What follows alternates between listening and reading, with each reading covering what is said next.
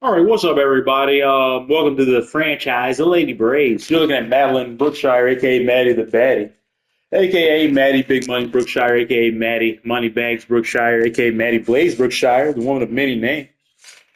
I think my best creation, in my opinion, my best friend seems to agree. She was creation number 40, which has a significance in major. I love the smirk. Has significance in Major League Baseball. As you all know, there's a 40-man roster. Everybody outside of that is unprotected. Of course, Maddie's protected. All right. Anyways, just want to start the video with my best creation, Mad the Batty. She's cold with a 314 average. What was she hitting 2 weeks ago? Anyways, this video is like going to be a real heartfelt reflection. I did a video earlier I called reflection, but I rewatched it a second ago, and it was just kind of like mid. It wasn't really much of a reflection. We just talk about stats and shit. Like I'm gonna get like talk about emotional shit and like real shit in this video, like what this shit means to me. Because like this thing is so special. Like looking back, like I'm not gonna go over every single player. I might. This video could be a fucking hour long. Who knows? We're gonna see what happens. But Kia Rasmussen. Kia Rasmussen started off, I guess, do the math, 20 years old, 21. I did not expect Kia to become our best pitcher, and it's tragic because she has a head fracture right now, and she's out for the year. I'll never get to pitch with her again, which that makes I feel a lot of emotions just saying that out loud, which is pretty wild. The fact I'll never get to pitch with Kia Rasmussen again. And she was having her best year, and 11 quality starts out of 14. I think she was going to finally win the Cy Young, which was her goal. But it's not going to happen. But she did get to make the All-Star game twice. She started the All-Star game at 25, so that was neat. Kia started off as a reliever, as you can see. Didn't start many games in her rookie year. I did not have these expectations for Kia. And then she pitched that 176 ERA in her rookie year was so impressive to me. I decided to give her a shot at rotation full time, and she did not let me down. She became our best pitcher.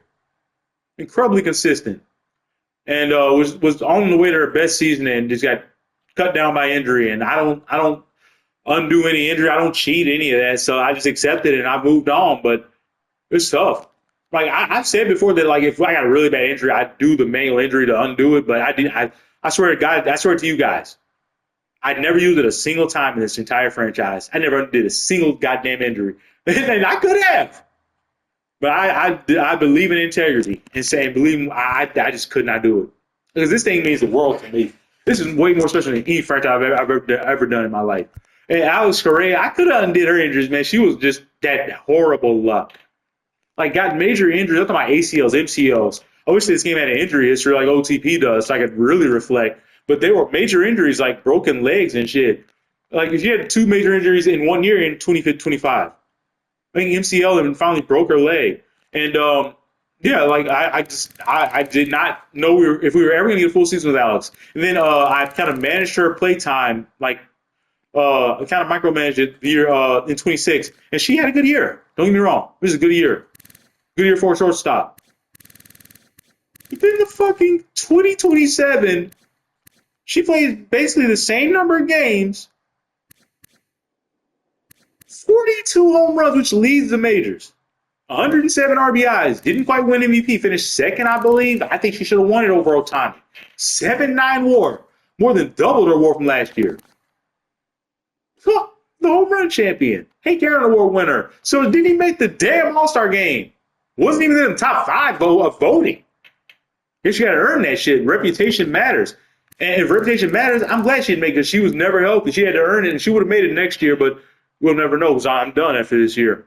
NCAA's coming out. Yeah, Maddie the Baddie, baby. Man, what can you say? She's my favorite creation. I micromanage her looks. Like, she made the nose perfect, the fucking hair. She has blonde hair now. Started off with brown hair. It's blonde now. Like, I just, that's my favorite player right there. Maddie the Baddie was a rock, never got hurt, and I love it. The consistency, I really respect. You do about 200 hits every year. Became a power hitter at the end. Did not think that would ever happen. When I made Maddie, like I didn't make her in the mold of a power hitter at all. She was like gonna be like a slap hitter with amazing speed to like run out base hits on like grounders and shit. And she became a power hitter. 82 or led the team in WAR in the final year. I mean, I wish I was going to be around long enough to see my players enter the Hall of Fame because we were at quite a few, but, you know. K-Rob, Casey Robinson, man. God, this video is going to be so long. Oh, it's only 5 minutes in, man. We're doing great. Okay. I thought I'd be at least 50 minutes in about all the shit I've covered so far. And it's just so I just know my players. I care about, think about them all the time. They know like the back of my fucking hand, man. This is like the world to me. But K-Rob, baby. Speaking of consistency, just a great catcher every year. Great contact hitter. 297, 380, 430, 810 on the career averages. 22.2 career WAR. Man, one of the greatest catchers of all time. Never made or if she found I was wrong. She finally made her All-Star game in the final year of this thing. That is really special. Because I think she could have made it last year. Was one of the best catchers in baseball for sure, but William Contreras made it over her. She had a what award that? She had a I think like a 5 WAR at the All-Star break. He had like a 3-3 or something, and he made it over her, which I was furious. But I don't understand the reputation argument for that one because she had a good reputation before that. Just got overlooked, but she finally made it. K-Rob, this was for you, baby. All right, Alana Brady, one of my most beautiful creations. She's tied with Maddie in terms of looks. What can I say? It might sound vainish. I like looks. I'm big on the look. I like beautiful women. Everybody does. If you're into that. You like beautiful men if you're into that. You like beautiful people if you're into that. I don't think there's anything wrong with this. This is a beautiful grade. She's so beautiful. I put no makeup on her, no lipstick, no nothing, baby. I don't know what those circles are around her eyes. I tried to get rid of it with lightning. I don't know what it is, but just look at that face. I did put a daily top what's it called? Eye shadow. I don't know. Eye makeup. Oh, I know that that's smoke. I did put makeup on. That's a smoke eyeshadow. And you can't fucking remove makeup on this game because the makeup slot goes away when you get done making your female player. It no longer exists, just like the male players. They show they didn't give a shit about this mode, put no thought into it. So we had to make it special. Like me, 53 of these women. They don't care. I care. Hire me, actually don't hire me. I don't want to work for your shitty fucking company. I don't want your money. I don't need your money. All right. Heather Tipton. So I speak my mind, your shit about the money. All right, Heather Tipton. I ain't even rich. I just have a perspective and my fucking head on right. Not everybody can say that these days. But my soul's intact. I'm living good, baby. All right, anyways. Heather Tipton. I don't know why I turned her side. Look at her side profile, which I've always liked. Anyways, Heather Tipton. Why am I even in this screen? Okay, man, let's reflect on some stats. What is wrong with it? I'm talking about the look. Now I'm caught up on the looks. Okay, my brain. All right, Heather Tipton finishes the season as our ace. I said you can go back. Oh, I will. But it exists. The videos in year one, I was saying Heather Tipton's gonna be our ace one day because her backstory was she was the strikeout queen of California. Went to Beverly Hills High School, UCLA, full scholarship. Greatest female pitcher of all time. What she's remembered as from Cali. And she finally had her best year. Came our ace with Kia Rasmussen going down. So Kia going down was heartbreaking, devastating, but the injuries aren't devastating. They're devastating for the player, but they create new opportunity. Like if you increase a vacuum, something has to fill that vacuum. That's the way I look at things. And somebody's gonna step up and be great. That's what Heather Tipton was. Heather, this one's for you. Kaylee Wetzel from North Carolina. One of my favorite player. I said Maddie was. This Kaylee Wetzel. I love Kaylee Wetzel from North Carolina. She had a bad year. That's okay, Players had bad year. She's a 3-time All-Star, Libra of the Year in 26. She's had a down year. I'm sure she would have figured it out. Or not figured it out. She was already great. She would have bounced back next year. But the FIP was low. My 406, wow, was actually a little bit lower than the yard. She's had this isn't even a bad year. Like this is a good year for her reliever. It's just for Kaylee Wetzel, the standard wasn't met. But I'm not gonna talk shit about Kaylee Wetzel. She's incredible. Blue 10 saves, but I never lost faith in Kaylee. Never took out of the closer spot once in this entire franchise. Never lost faith in her. Still haven't. We go to the playoffs, and whenever I start that, she's gonna be our closer for that. There's really nothing she could do She gave up fucking 6 home runs. There's nothing Kaylee could do to lose that job. This is hers till the end. No matter what at this point. We're in too deep. Mackenzie Battle, the Mac Attack. Me, baby. I finally led the team in WAR in the final year of this thing. That's pretty cool. He was a great pitcher, 207 innings. But it's hard to talk about myself. I just don't. I'd rather talk about other players. But I was the best pitcher on the team, so in terms of stats, which is great. But yeah, Alyssa Caraballo, the Sicilian sensation. She's dark as me. The Sicilian sensation, baby. She's gonna get darker over time, tanner and tanner. She's from Jersey, of course she tans. All right, I know about you Jersey people. I like Jersey people. They're like rough and rough New Yorkers. But anyways, Liz Caraballo took the starting job at second base from Kara McDougal in the final year of this thing. Played just about every game. Just had a few spells, a few days off. But yeah, the OPS went up almost 200 points. Everything went up. She was amazing. She went to a 92 overall, which is her peak. A 5.3 WAR. I say her peak because that's her potential. She reached potential in the final year. Alyssa, man, look at that progression. The power going up that much is kind of surprising. Like, she didn't hit that many home runs. But I'll take it. I'm not going to complain. Chloe Lipton and Zoe Lipton. Oh, man, they finally separated in terms of overall. How far are we into this? 11 minutes.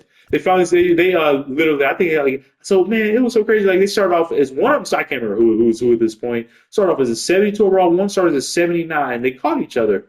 And then finally separated by 1 point at the very end there. Identical twins, if you can't tell. I told myself, I was riding in the car one day and just told myself I'm going to have a set of identical twins on this team. And they look exactly like I visualized them in my head. And so, yeah, that's pretty crazy. I love Chloe and Zoe. I gave them different colored hair to tell them apart. And full disclosure, I could not tell them apart until year 4. I still have trouble sometimes.